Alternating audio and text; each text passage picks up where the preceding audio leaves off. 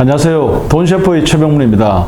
이번 주제는 주택 청약 파헤치기, 내게 맞는 주택 마련 전략을 한번 수립해보고, 또 이제 이 청약이 사실은 생각보다는 좀 복잡하게 느낄 수가 있는데, 이것도 이제 우리 시청자 여러분도 이제 전문가가 될 수 있다, 이런 주제로 준비를 해오셨습니다. 오늘 수고해 주실 전문가는 최수길 전문가님, 안녕하세요. 네, 안녕하세요. 예.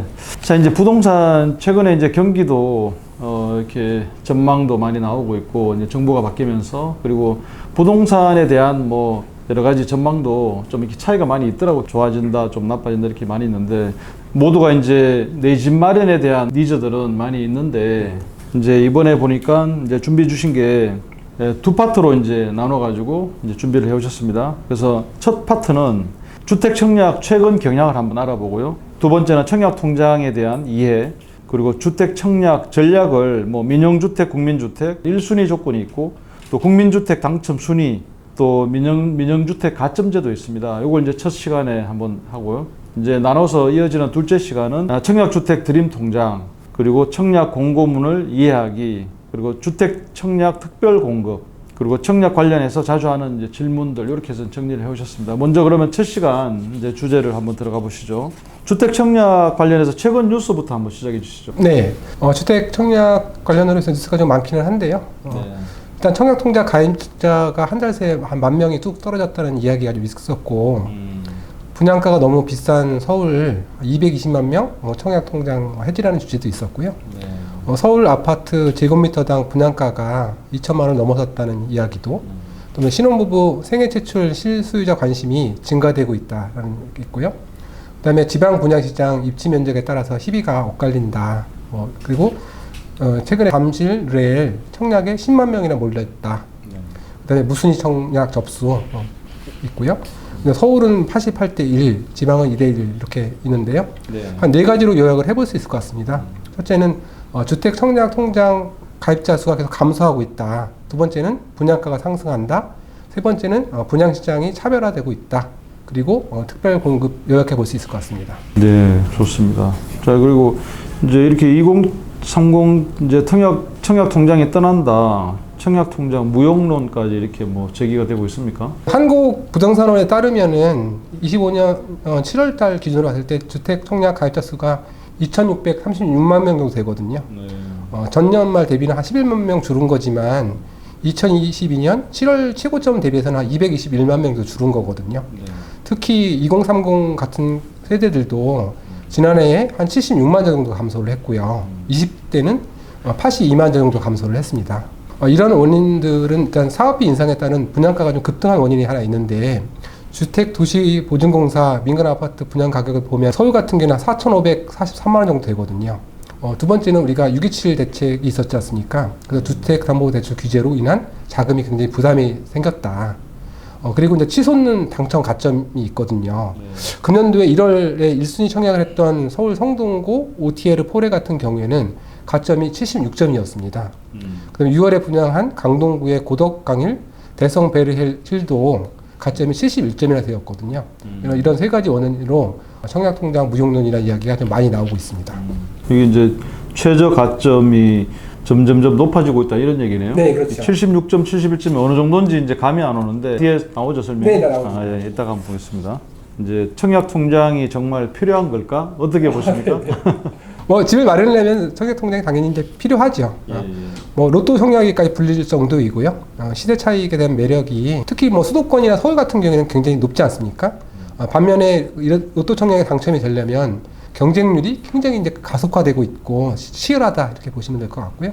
내 집을 마련한 방법은 두 가지 중에 한 가지인데, 한 가지는 매매이고 두 번째는 이제 분양이지 않습니까? 우리가 많이 들어봤던 월득신이라고, 얼어 죽어도 신축이라고 신축 선호도가 점점 증가하고 있고요. 또 분양가 상한제 적용 지역은 시세보다 굉장히 저렴하게 살 수 있는 기회가 열려 있고, 또 저렴한 청년주택 그런 데도 활용할 수 있으니까 청약통장이 이제 필요하다. 또 최근 트렌드를 보면 특별 공급에 대해서 좀 관심이 많이 가져야 될 것 같고요. 그다음에 특히 수도권 같은 경우 또 가점제 커트라인이 계속 올라가기 때문에 우리가 추첨제를 적극 활용할 수 있어야 되겠다. 이렇게 알고 계시면 좋을 것 같습니다. 네, 자, 그리고 이제 청약 시작 전 이것만은 알아주자. 가장 중요한 거가 주택 청약을 하는 목표가 좀 명확해야 될 것 같습니다. 네. 그래서 이게 내 집 마련이 목적인 것인지 아니면 좀 투자 쪽으로 갈 것인지 또는 내가 어떤 지역, 어떤 평형대를 원하고 있는지 또 언제까지 주택을 마련하고 싶은지에 따라서 주택 청약 전략은 완전히 달라지거든요. 그래서 이런 내용을 들어보고 나의 어떤 목표를 만드는 것이 가장 중요합니다. 그렇군요. 자, 청약 통장의 종류 그러면 어떻게 됩니까? 네. 2015년 9월부터는 주택 청약 종합저축만 가입할 수 있고요. 누구나 가입 가능하고 모든 주택을 청약이 가능하거든요. 그 이전에는 청약저축, 청약부금, 청약예금이 있었고요. 지금도 132만자나 되고 있습니다. 그래서 청약저축 같은 경우에는 85제곱미터 이하 공공기관 건설주택이 가능했었고요. 청약부금은 85제곱미터 이하 민영주택이 가능했었고, 청약예금은 모든 민영주택과 85평방미터 초과 공공주택이 가능했었습니다. 작년 10월부터 올해 9월 말까지 청약저축, 청약부금, 청약예금은 그 혜택을 그대로 누리면서 주택청약 종합저축으로 변경할 수 있는 시간을 주어지고 있습니다. 이게 뭐 제일 범위가 넓은 거는 주택청약 종합저축이에요? 네, 지금은 그거밖에 가입이 안 됩니다. 네. 자, 그래서 이제 주택청약 통장 생로병사 아주 재밌는 타이틀이네요. 우리 인생도 생로병사가 있듯이 네. 청약통장 이제 그런 생로병사를 생각해서 이렇게 말씀을 드리는 건데, 일단 가입 단계에 있을 때 주택청약 가입을 하고 누구나 가입은 가능하거든요. 그런데 제 생각에는 이제 14세가 되었을 때는 꼭 가입을 해야 된다. 불입 단계에서는 지역별로 예치금들이 있는데 최소한 그 예치금 정도는 가입을 해야 되고, 납입 횟수는 24회 정도 유지를 하는 게 좋을 것 같습니다. 그 다음에 1회 인정액이 지금 25만 원 정도거든요. 국민주택 같은 경우에는. 이 금액을 다 채울지는 뭐 결정을 해야 되지만, 맥심은 한 25만 원 정도 가져가야 되고, 또 최대 연간 300만 원에 40%까지는 소득공제가 가능하니까, 이걸 이제 불입 단계에 잘 활용을 해야 될 것 같습니다. 청약 단계에서는 우리가 청약 홈이 있거든요. 거기 내용을 좀 잘 살펴보고, 내가 가점이 얼마만큼 되는지 뭐 이런 것들 잘 계산해 보는 것이 좀 중요합니다. 그리고 마지막으로 이제 주택 청약이 당첨이 되면 이제 해지로 넘어가지 않습니까? 또 해지가 안 됐다고 이렇게 해지하시는 분들이 많은데, 제 생각엔 전략을 잘 삼아서 유지하는 것도 굉장히 좋은 전략이다. 이렇게 이야기할 수 있을 것 같습니다. 해지 시 불이익도 있으니까 좀 확인도 해야 되고요. 네, 그렇죠. 네. 기간이나 이런 그게 아주 엄청나게 불리하죠. 네, 좋습니다. 자, 그러면 이제 주택청약 1순위의 기본 조건이 어떻습니까? 네. 주택청약 1순위 기본 조건은 3가지 정도인데요. 만 19세 이상 성년자여야 되고, 물론 예외는 있습니다만 성년자여야 되고, 두 번째는 주택청약 통장, 꼭 그건 아니어도 청약저축이나 청약예금, 청약통장 4개 중에 한 가지는 갖고 있어야 되고요. 그 다음에 투기과열지구나 청약과열지역에서는 세대주가 있으니 청약이 가능하거든요. 물론 일반 지역에는 세대주 요건이 없기도 하지만, 우선 무주택 세대주 이렇게 3가지 요건을 갖추어야 합니다. 그리고 국민주택에 대해서 말씀해 주십시오. 네. 우리가 국민주택이라고 하면 무주택 서민들의 주거 안정을 위해서 국가나 지방자치단체, 한국토지주택공사에서 공급하는 85제곱미터 이하의 아파트를 이야기하거든요. 1순위 같은 경우에는 투기과열지구, 청약과열지역에서는 가입 후 2년이 경과하거나, 또 그 다음에 24회 이상 납입을 했어야 되거든요. 기타 지역은 1개월인 경우도 있고 12개월, 6개월인 경우도 예외적인 있겠지만, 어쨌든 좀 중요한 데 하려면 2년 정도는 경과를 해야 된다. 이렇게 보시면 될 것 같습니다. 네. 국민주택 당첨 순위는 어떻습니까? 네. 이게 가장 이제 중요한 포인트인데요. 40제곱미터 초과 주택 순차를 보면은 1순차가 3년 이상 무주택 세대 구성원으로서 납입 인정액이 가장 많은 걸 이야기하거든요. 그 납입 인정액은 작년 10월까지는 1회에 10만 원이었는데 지금은 25만 원으로 바뀌어 있죠. 그 2순위 같은 경우에는 납입 인정액만 갖고 이제 처리를 하고 있고요. 40제곱미터 이하 주택 같은 경우에는 1순차는 3년 이상 무주택 세대 구성원으로서 그냥 납입 횟수가 많은 사람 이렇게 결정하면 되고요. 근데 더 중요한 거는 다 내용들을 알고 계신데, 과연 내가 얼마나 납입해야 되느냐, 사실 그게 궁금하잖아요, 그죠? 네. 그래서 제가 한번 경기도 지역 거를 쭉 살펴보니까 작년부터 올해까지 기준이 한 1,500만 원 정도에서 한 2,500만 원 정도 납입을 해야 되거든요. 그러면 이게 1,500만 원 정도를 월 10만 원씩 납입하려면 거의 12년이나 13년 정도 걸리는 수니까 또 2,500만 원까지 가려면 더 오랜 시간이 걸리겠죠. 그래서 거의 20년 가까이 걸린다고 봐야 되는데, 지금 작년도 11월부터 25만 원을 바뀌었지 않습니까? 네. 그러면은 이제 앞으로의 이 납입 금액이 점점 더 높아질 거다. 예, 그래서 굉장히 내가 이 정도를 납입할 수 있는지를 먼저 체크해서 납입 기준을 정해야 될 것 같습니다. 그럼 기존에 예를 들어 10만 원 내는 사람이 추가로 좀 내면 이제 그걸 인정받는 거예요? 네네, 그렇죠. 작년 11월부터는 이제 25만 원까지. 네네. 자, 그리고 민영주택에 대해서 한 말씀해 주십시오. 네, 민영주택 청약 자격은 1순위를 한번 살펴보면 투기과열지구 청약과열지역에서는 청약통장 가입 후 이제 2년이 경과를 했어야 되고요. 그다음에 지역별 예치금액 이상 예치를 해야 됩니다. 그래서 뭐 지역별로는 이렇게 서울 같은 경우에는 뭐 85제곱미터 이하는 300만 원, 그 밖에는 뭐 250만 원 이렇게 좀 구분이 되어 있거든요.